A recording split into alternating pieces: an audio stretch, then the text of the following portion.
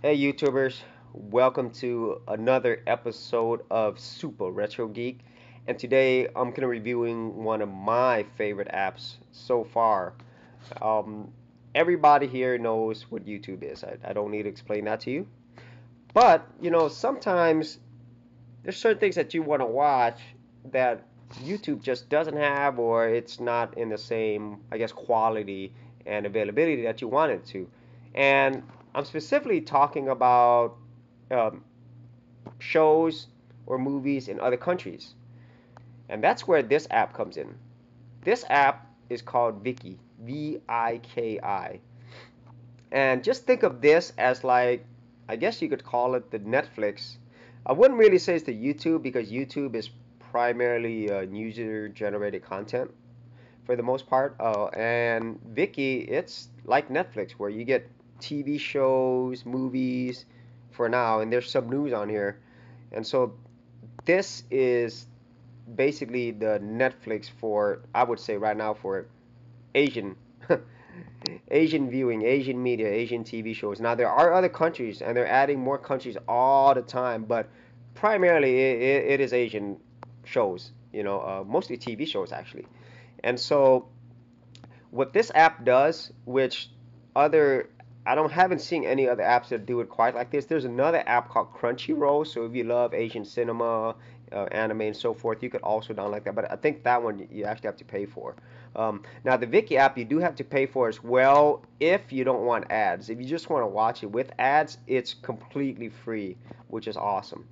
So what separates this from other apps that I've seen, this one is even though the shows aren't user generated, uh, there's a huge community that actually does all the subtitles for the shows, which is really unique because a lot of times if you watch international movies or TV shows, a lot of times if the company itself doesn't do the subtitles, you're going to have to wait for an external company to do it or some users to actually do the subtitles for you. But with this app, since it is community based, the users are actually the one who's going to be doing the subtitling for you.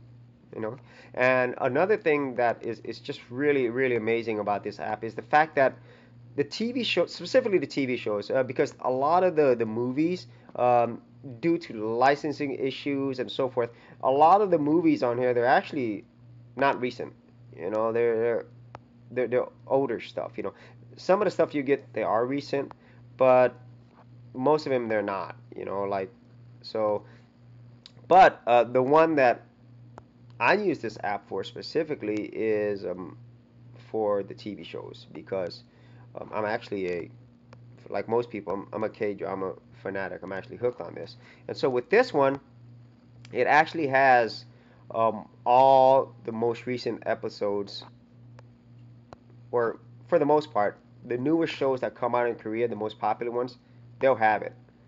And what I like about it is recent. Like for example, this show Hotel King. That is actually a show that's running right now every weekend. And so as soon as it comes out on Saturday and Sunday, this will actually be uploaded to Viki, and all it's waiting for is the users to do the subtitling for you, and in multiple languages, not just English.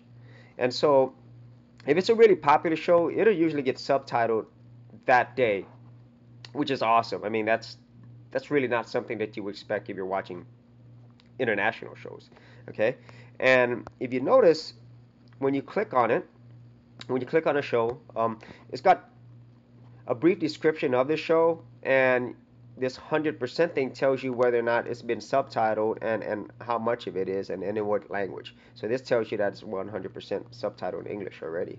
So that's cool. And as soon as you click the play button, it'll just play, just like Netflix. And it'll also give you recommended shows that you might like, or that are related to it. So just think of Netflix, but with primarily Asian cinema. I mean, Asian TV shows and so forth. Now, another cool thing that you can do in the settings is you can adjust many different settings, but what I like is you can actually adjust the resolution up to 480p, which is really helpful. I mean, especially for free app, because a lot of times if you're watching Asian TV shows on say like YouTube, The quality varies because most of the times it's done by a user, and some of the times it's actually illegal. They're not supposed to upload some of this content because of licensing issues. And the subtitles are just either incorrect or they're incomplete. And also, you won't get all the episodes. Whereas here, for most of the shows, unless it's not popular or unless it's been discontinued, they will have all the episodes, which is really, really awesome. Especially if it's something that you really enjoyed watching and you want to finish the whole thing, right? Or maybe you missed an episode here and there, and that just sucks. But with this, you have all the episodes, if it's available and if it hasn't been discontinued. And usually that's really the only reason why it doesn't have all the episodes. And so, which is awesome. And as you just saw, us, I used the search utility. Oh, and it allows me to break it down by popularity, by country, which it has quite a few countries right now, and even by genres, which is really cool.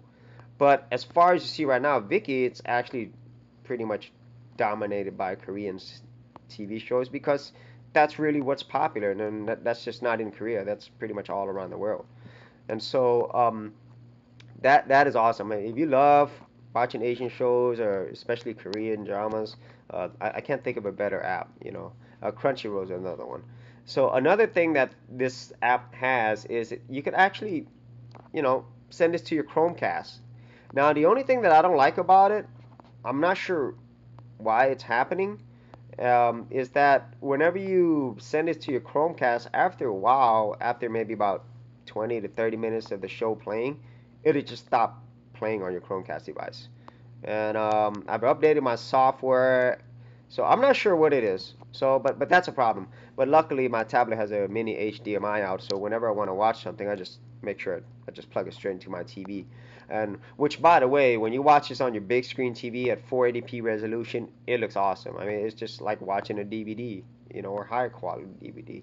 So that's it for this app, the Viki app. It's got other categories like movies, and news. And like I said, the movies are mostly old. And news, I don't really spend too much time because it's just, I don't know, I'm not really interested in that stuff. So that is the Viki app. This app, even though it looks like it's all Korean, it was actually started by people in the U.S. and their headquarters, if I remember correctly, is actually in Singapore and Hong Kong. Now, it is available on the Google Play Store and it is free. And there is a paid version if you want to get rid of the ads. Maybe not a paid app, but I think you can order subscription service. So that's it for this episode of Super Retro Geek for this app review. Viki, download it. It's awesome. Later.